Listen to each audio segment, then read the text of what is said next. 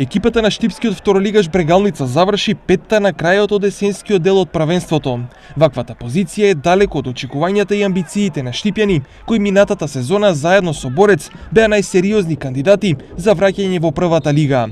Сезонава за жал, работите повеќе не стојат така. Со 24 заработени бодови, пред Брегалница се позиционирани 4 екипи: Борец, Тиквеш, Кожув и Кидго. Во саботата штипјани ремизираа против Тиквеш, што им донесе еден заработен бод. Двете екипи кои сериозно си ја сватија работата во Штип дојдоа до максимално изедначен резултат. Првиот гол за 1:0 го постигна Иве Трифуновски во 35-та минута од мечот, а реализацијата на Брегалница беше единствената во првото полувреме. Во второто полувреме во 51-та минута за 1:1 стрелаше Александар Мишов, а ваквиот резултат беше конечен на средбата. За разлика од Брегалница, Кидго викендов славеше со 4:0 над Детонит.